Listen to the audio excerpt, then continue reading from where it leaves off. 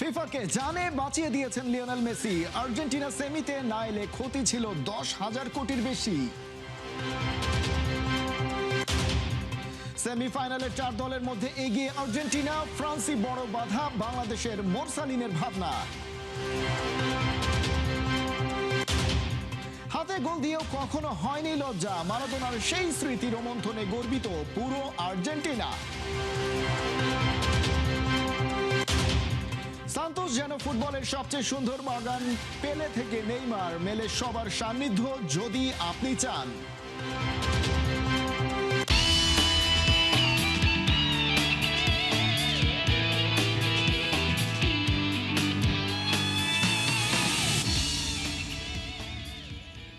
স্বাগত খেলা যোগে, আপনাদের সাথে আছি খালিদ জামিল।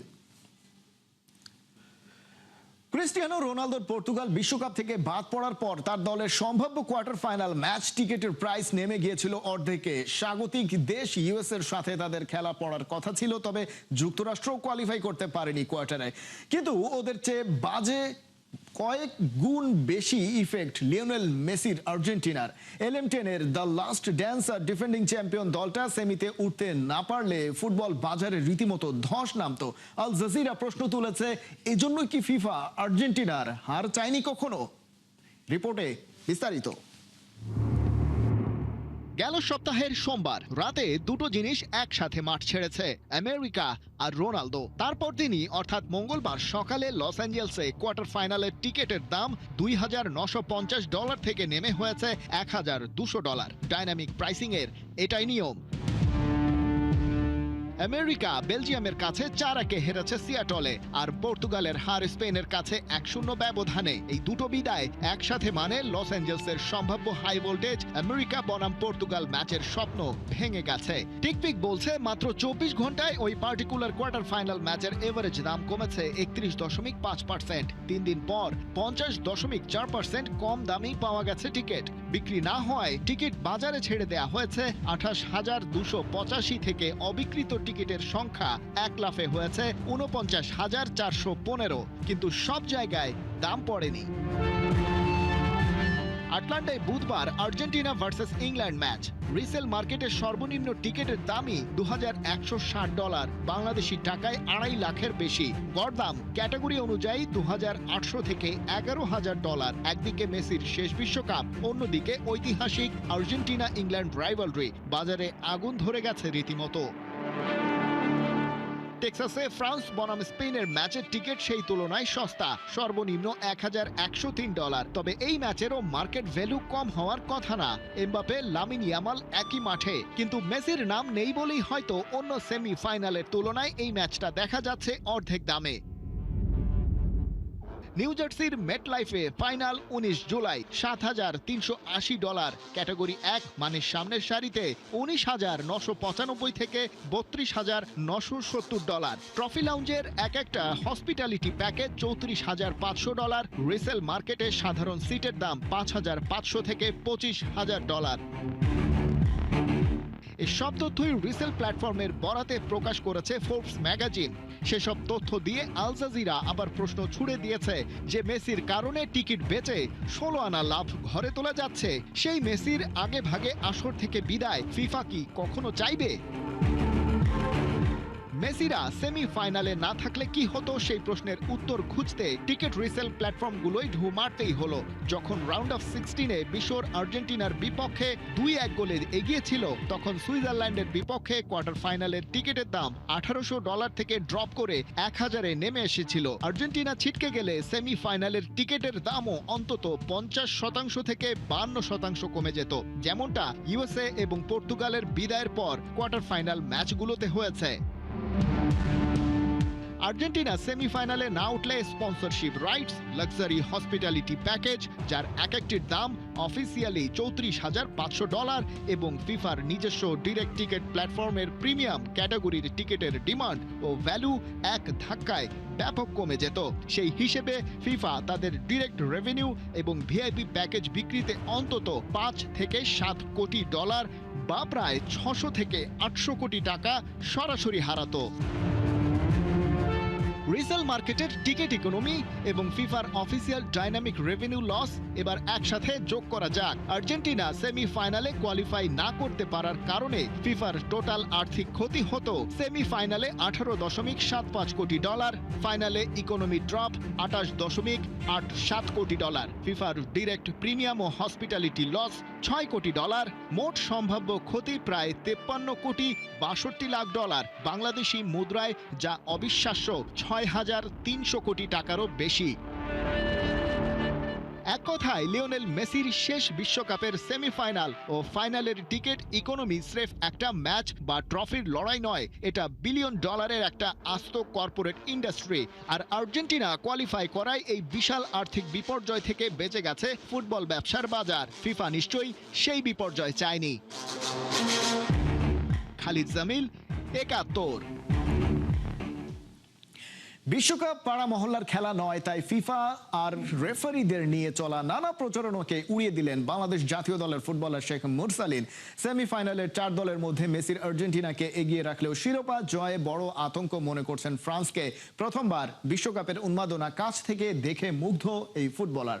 একই সঙ্গে লাল সবুজের জার্সিতে একদিন বিশ্ব মঞ্চে খেলার স্বপ্নের কথাও শুনিয়েছেন মুরসালিন। যুক্তরাষ্ট্র থেকে অর্ণব বাপির রিপোর্ট। আমরা খুব শীঘ্রই হয়তো ওয়ার্ল্ড কাপ খেলবো বলে বোঝাইতে পারবো না আসলে, মানে পৃথিবীর বুকে আসলে বাংলাদেশকে হয়তো আবার নতুন করে সবাই চিনবে। এবারও হয়তো আর্জেন্টিনা ওয়ার্ল্ড কাপ নিবে।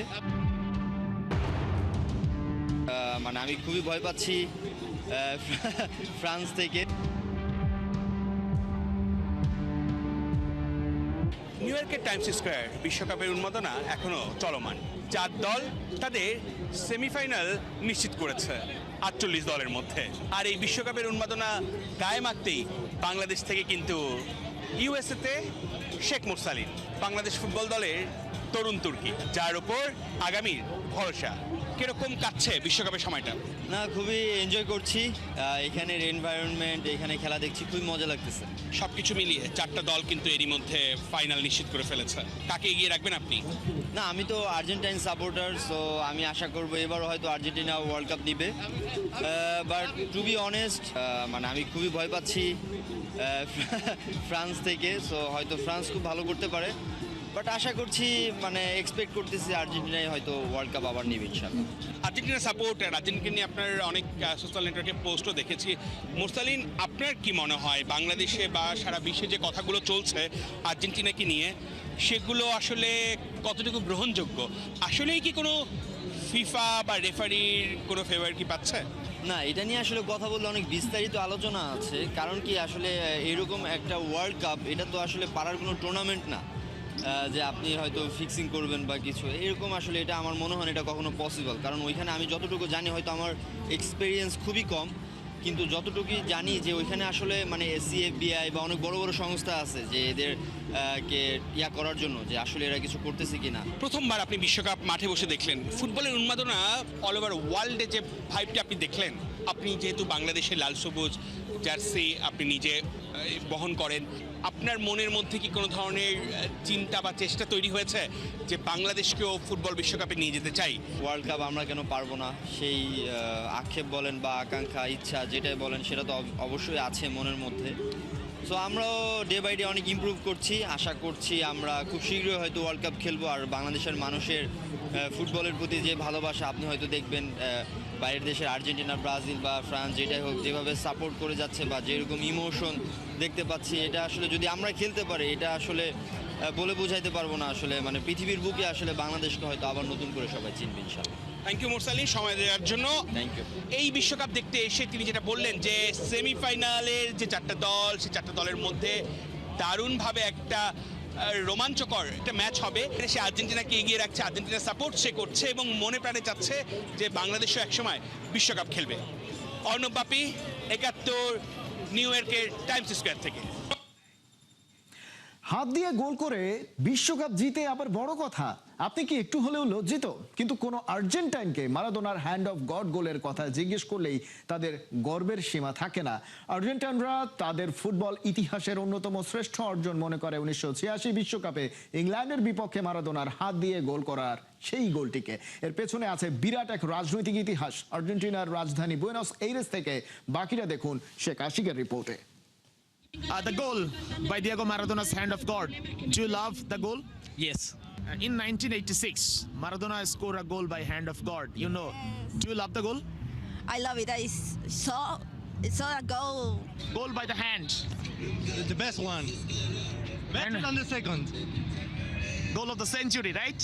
Yes. But the hand of God was better. Which is better? Hand of God. প্রত্যেক আর্জেন্টাইনের কাছে দিয়েগো মারাদোনার হাত দিয়ে করা 1986 বিশ্বকাপের গোলটা অত্যন্ত গর্বের। বাংলাদেশের যে কোনো আর্জেন্টিনা ফ্যানকে হ্যান্ড অফ দ্য গড নিয়ে কথা শোনালে মনে মনে ভাববে মারাদোনার মতো একজন ফুটবলার কেন করেছিল এই কাজটা, যার জন্য আজ আমাকেও কথা শুনতে হচ্ছে। কিন্তু আর্জেন্টাইনদের কাছে সেই গোলটা আসলে ঈশ্বরের প্রতিশোধ। বাংলাদেশে কোনো আর্জেন্টাইন ভক্তকে আপনি হাত দিয়ে গোল দেওয়ার কথা বলবেন মারাদোনার, প্রত্যেকেই লজ্জা পাবে। কিন্তু এই আর্জেন্টাইনদের কাছে আসবেন, তাদের এক ফোঁটাও লজ্জা হয় না, বরঞ্চ তারা গর্ব করে দিয়েগো মারাদোনার হ্যান্ড অফ গড নিয়ে। Do you love Diego Maradona's hand of God goal versus England? Yes, we love him very much. You love the goal? Yeah. 1986 22 June Mexico বিশ্বকাপের কোয়ার্টার ফাইনালে মারাদোনা শুধু কি হাত দিয়েই গোল করেছিলেন, একই ম্যাচে করেছিলেন শতাব্দীর সেরা গোলটাও। নিজের সাইড থেকে বল নিয়ে ঢুকে 5 জন ইংলিশ ফুটবলারকে কাটিয়ে গোলকিপার পিটার শিলটনকেও বোকা বানিয়েছিলেন। কিন্তু আর্জেন্টাইনদের কাছে গোল অফ দ্য সেঞ্চুরির চেয়েও হ্যান্ড অফ দ্য গড গোলটাই বেশি সম্মানের। Goal by the hand. The best one. Better than the second. Goal of the century, right? Yes. But the hand of God was better. Which is better? Hand of God. It was so epic that 40 years later, people still talk about the hand of God. All Argentinians feel proud for the goal of the hand against England. I think so, yes. There is a very popular song that's called The Hand of God, and we dance it at clubs on discos. আপনি আরো অবাক হবেন যখন শুনবেন এখনো বহু আর্জেন্টাইনের কাছে Lionel মেসির চেয়ে মারাদোনাই সেরা। এতেই বোঝা যায় গোলটার গুরুত্ব আর্জেন্টাইনদের কাছে কতখানি। মেসি আর Maradona? Maradona, 100%. Very people like Maradona. Sí, queremos que gane. Messi আর মারাদোনা? Maradona. Maradona. মারাদোনার হাতের জাদু এখনো মুগ্ধ করে শিহরণ তোলে আর্জেন্টাইনদের মাঝে। আজ পর্যন্ত সত্যিকারের কোনো আর্জেন্টাইন ওই গোলটার জন্য এক ফোঁটাও লজ্জাবোধ করেনি, বরং গর্বিত হয়েছে। মারাদোনা করেছিলেন কোয়ার্টারে, এবার লিওনেল মেসির আর্জেন্টিনা সেমিতে মুখোমুখি হবে ইংল্যান্ডের। ম্যাচের আগে আর্জেন্টাইনদের দেখে যতই ফুরফুরে লাগুক, ভেতরে ঠিকই আগুন জ্বলছে দাউ দাউ করে। যদি মেসি এবার হাত দিয়ে গোল করেও ইংল্যান্ডকে হারাতে পারে, তাতেই বেশি গর্বিত হবে আর্জেন্টাইনরা। ম্যাচ তো একটা হচ্ছে সেমিফাইনালে, সেই ম্যাচে যদি মেসি হাত দিয়ে গোল দেওয়ার সুযোগ পায় তাহলে কি হবে? If Messi get a chance to score a goal by hand of God, will you support it? I will scream it so hard. I will love it. যখন প্রশ্ন চলে আসে ইংল্যান্ড ভার্সেস আর্জেন্টিনা, তখন এক বিন্দু ছাড় দেওয়ার সুযোগ নেই। কারণ একটাই, শুধুমাত্র ফুটবল নয়, জড়িয়ে আছে বিশাল এক রাজনৈতিক ঘটনা যা এখন পর্যন্ত চলছে। ইংল্যান্ডের প্রতি কেন এত ঘৃণা আর্জেন্টিনার জনগণের জানেন তো? 1982 সালে দক্ষিণ আটলান্টিকের ফকল্যান্ড দ্বীপ নিয়ে যুক্তরাষ্ট্র আর্জেন্টিনার মধ্যে যুদ্ধ হয়, চলে 74 দিন পর্যন্ত। সে দ্বীপ থেকে ইংল্যান্ডের দূরত্ব 13,000 কিলোমিটার। বিপরীতে ওই দ্বীপ আর্জেন্টিনার মূল ভূখণ্ড থেকে মাত্র 300 মাইল দূরে। এখন প্রশ্ন, এই দ্বীপ আসলো কোত্থেকে? প্রযুক্তি নির্ভরে আধুনিক যুগে অনেক কিছুই পাল্টে গেছে, কিন্তু আর্জেন্টাইনদের মনে সেই পুরনো ক্ষোভ এখনো জেগে বসে আছে। প্রতিশোধ একবার হয়েছে, কিন্তু আর্জেন্টাইনরা ক্ষান্ত হয়নি, তারা বারবারই প্রতিশোধের অপেক্ষায় আছে। Sheikh Ashik, 71, Buenos Aires, Argentina. Brazil যদি ফুটবলের দেশ হয়, তবে সান্তোস হলো ফুটবলের সবচেয়ে সুন্দর বাগান, যে বাগান থেকে বেড়ে উঠেছেন ফুটবল সম্রাট পেলে, সুপারস্টার নেইমার জুনিয়র।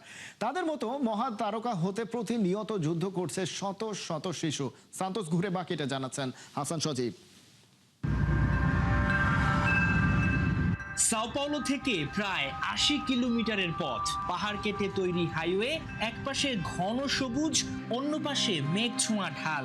এই পথ ধরেই যাচ্ছে ব্রাজিলের সমুদ্র ঘেঁষা শহর সান্তোসে। শহরে ঢোকার মুখেই যেন বদলে যায় দৃশ্য। কোথাও দেয়ালে আঁকা পেলের মুখ, কোথাও নেইমারের হাসি। আর কিছু দূর এগোতেই চোখে পড়ে সেই একাডেমি, যেখানে একসময় ছোট্ট এক ছেলেও ঠিক এভাবে বল পায়ে স্বপ্ন দেখতে শিখেছিল। আজ পৃথিবী তাকে চেনে নেইমার জুনিয়র নামে।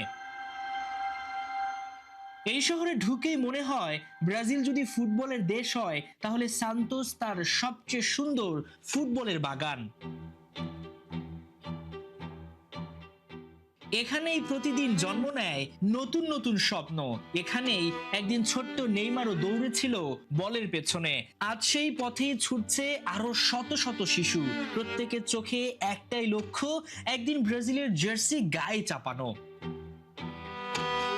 মাঠের ভেতরে লড়ছে শিশুরা, আর মাঠের বাইরে ঘন্টার পর ঘন্টা অপেক্ষা করছেন বাবা মায়েরা। তাদের বিশ্বাস আজকের এই ছোট্ট ছেলেটি হয়তো আগামী দিনের আরেকজন নেইমার কিংবা নতুন কোনো পেলে। এই শহরে ফুটবল শুধু শেখানো হয় না, এখানে ফুটবল বাঁচানো হয়, লালন করা হয়। বিশ্ব ফুটবলের ইতিহাসে এমন ক্লাব খুব কমই আছে যেখানে একসঙ্গে জড়িয়ে আছে দুই প্রজন্মের দুই মহা তারকার গল্প। পেলের রাজত্ব আর নেইমারের উত্থান, দুটোরই সাক্ষী এই সান্তোস ফুটবল ক্লাব। ড্রেসিং রুমে ঢুকতেই ইতিহাস যেন জীবন্ত হয়ে ওঠে। ঠিক এখানেই পেলে বসতেন, ম্যাচের আগে প্রস্তুতি নিতেন এবং তারপর মাঠে নামতেন। আমার পেছনে দেখবেন এটা লক করে রাখা হয়েছে। কেন জানেন? কারণ পেলে মারা যাওয়ার পর এখানে যাতে আর কেউ না বসে সেই পদক্ষেপ নিয়েছে সান্তোস। এর মধ্যে তার খেলার বিভিন্ন সরঞ্জাম রেখে দেয়া হয়েছে। ঠিক ফুটবল সম্রাটের পাশে কে আছে জানেন? দি প্রিন্স, বর্তমান সুপারস্টার নেইমার জুনিয়র। আমি ঠিক যেখানে বসে আছি নেইমার এখানেই বসেন এবং এখান থেকে তিনি মাঠে খেলতে নামেন। এখানে আমি দেখতে পাচ্ছি একটা লকারও আছে। নেইমার হয়তোবা তার প্রয়োজনীয় জিনিসগুলো এই লকারে রেখে দেন। আমি ঠিক যেখানে দাঁড়িয়ে আছি এটা হচ্ছে সান্তোসের press conference room. Neymar junior যখন ঠিক ম্যাচের আগে কথা বলেন কিংবা পরে, ঠিক আমার পেছনে যে চেয়ারগুলো রয়েছে এখানে নেইমার এসে বসেন।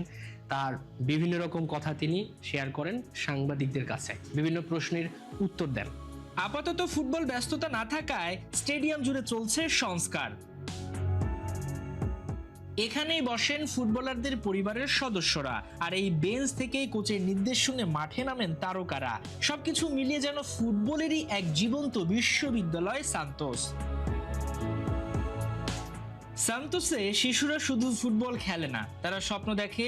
পরিবার শুধু সন্তানকে মাঠে আনে না, ভবিষ্যতের জন্য প্রার্থনাও করে। আর সেই স্বপ্ন, সেই পরিশ্রম, সেই সংস্কৃতি যুগে যুগে পৃথিবীকে উপহার দিয়েছে পেলে, নেইমারের মতো কিংবদন্তি। হয়তো এই মুহূর্তেও এই শহরের কোনো ছোট্ট মাঠে জন্ম নিচ্ছে বিশ্ব ফুটবলের পরবর্তী মহাতারকা। হাসান সজীব, ৭১, সান্তোস, সাও পাওলো, ব্রাজিল। 40 বছর ধরে চলছে রাইভালরি, তবু যেন এর রেশ কাটছে না। আর্জেন্টিনা বনাম ইংল্যান্ড ম্যাচটা শুধু সেমিফাইনাল না, দুদেশের সম্মান রক্ষার লড়াইও বলা হয়। মেসিদের হারিয়ে প্রতিশোধ নিতে চাইবে ইংলিশরা, আর আলবি সেলেস্তেরা চায় টাইটেল ধরে রাখতে। দুই দেশের এই লড়াইটা শুরু হয়েছিল 4 দশক আগে, এর শেষ হয়তো কখনোই হবে না। আবু নাইমের রিপোর্টে বিস্তারিত। যুদ্ধের ময়দান বদলায় স্মৃতি না। 1982 থেকে 2026 ইংল্যান্ড বনাম আর্জেন্টিনার মধ্যকার যে লড়াইটা শুরু হয়েছিল তা এখনো চলমান। কখনো তা এসেছে প্রকাশ্যে, কখনো বা রয়ে গেছে গোপনে, তা দেখাই যায়নি। ঠিক যেন ভরদুপুরে যেভাবে ছড়ায় দাবানলের লেলিহান শিখা। সাল 1982, ফকল্যান্ড যুদ্ধের কথা নিশ্চয়ই শুনে থাকবেন। একটা দ্বীপের জন্য আর্জেন্টিনা আর ইংল্যান্ড নামে রক্তক্ষয়ী যুদ্ধে ব্রিটেনের সাথে সেবার পেরে না উঠলেও লাতিনের দেশটি আর হাল ছাড়েনি। 4 বছর পর ফুটবল বিশ্বকাপ নামে সেই যুদ্ধ আবার শুরু, আর সেখানে মৌকা বুঝে মারাদোনা নেন প্রতিশোধ। পায়ের খেলায় হাত দিয়ে গোল করে বলেন এটা ঈশ্বরের হাতের ছোঁয়া। কিন্তু ব্যাপারটা তো তা নয়, মারাদোনা নিজেই করেছিলেন সে গোল। ফকল্যান্ডে জমি হারিয়ে বিশ্বকাপ জিতে সেই শোধ নিয়েছিল কিনা মারাদোনারা কে জানে। ইংল্যান্ড বনাম আর্জেন্টিনার রাইভালরির শুরুটা ফকল্যান্ড দখল নিয়ে হলেও 86 বিশ্বকাপটা ছিল আগুনে ঘি ঢালার মতো। চোখের সামনে নিজ দলকে এভাবে প্রতারণার শিকার হতে দেখে ইংলিশ সমর্থকদের মনে যে রাগক্ষোভ তৈরি হয়েছিল তা কখনো নেভেনি। আর পরিসংখ্যানের দিকে তাকালে আরও স্পষ্ট হয় ইংল্যান্ড বরাবরই ডমিনেট করতে চেয়েছে, আর আলবি সেলিস্তারা সেটা মুখ বুজে সহ্য করেছে। হেড টু হেডে মুখ্যম জবাব দিতে পারেনি মারাদোনা মেসিরা। ফকল্যান্ড 86 কোয়ার্টার ফাইনালেও শেষ হয়নি এ যুদ্ধ। সময় বুঝে ঠিক দাবানলের মতো ছড়িয়ে পড়ে দুনিয়া জুড়ে। যেখানে আর্জেন্টিনার সমর্থন হয় সেখানে কেউ না কেউ ইংল্যান্ডের পক্ষ নেয়। হাত দিয়ে দেওয়া সেই গোলেরও ব্যাখ্যা চাওয়া হয়। আলোচনার টেবিলে ইংল্যান্ড আর্জেন্টিনার রাইভালরি কখনো শেষ হবে না, বেঁচে আছে এখনো। 40 বছর পর সেই এক ম্যাচকে ঘিরে দুই দলের যেমন সতর্কতা, তেমনি ফিফারও আছে বাড়তি কনসার্ন। ইংল্যান্ড আর্জেন্টিনা ম্যাচকে ঘিরে জোরদার করা হয়েছে নিরাপত্তা, বাড়ানো হয়েছে জনবল। ইংলিশ নিউজ পেপারগুলো এই লড়াইকে নিয়ে গেছে ভিন্ন মাত্রায়। দ্য গার্ডিয়ান মনে করিয়ে দিয়েছে পুরনো স্মৃতি। ইংলিশ দর্শকরা এই ম্যাচের জন্য গ্যালারিতে গলা ফাটাবে এমন সুরে যা এর আগে কখনোই করেনি। তবে খবরের গল্প বলতে এককাঠি সরেস দ্য সান। সুইজারল্যান্ড ম্যাচে রেফারি বাড়তি সুবিধা দিয়েছে আর্জেন্টিনাকে, এমন দাবিও করেছে ওরা। মাঠ আর মাঠের বাইরে দুই দিকেই ওরা শানাচ্ছে কঠিন আক্রমণ। শুধু ফাইনাল কনফার্ম না, আর্জেন্টিনাকে হারিয়ে একটা প্রতিশোধ নেওয়ারও বড় সুযোগ আসন্ন সেমিফাইনালে। লিওনেল মেসির শেষ বিশ্বকাপ, শেষটা শিরোপা জয় দিয়ে রাঙানোর যে স্বপ্ন তা ভেঙে গেলে আর্জেন্টাইনদের তো সবচেয়ে বেশি পড়াবে। আর সেই পথ ধরে আসতে পারে ইংল্যান্ডের দ্বিতীয় শিরোপা। আর্জেন্টিনার বিপক্ষে প্রতিশোধ আর ইটস কামিং হোম দুটাই হবে একসাথে। সেই আশা তো ইংলিশরা করতেই পারে। আবু নাইম, ৭১। এই ছিল এখনকার খেলা যোগে। সরাসরি সংবাদ আর অনুষ্ঠান দেখতে চোখ রাখুন ৭১-এর ফেসবুক পেজে এবং সাবস্ক্রাইব করুন ৭১-এর ইউটিউব চ্যানেল। ৭১-এর সাথে থাকুন।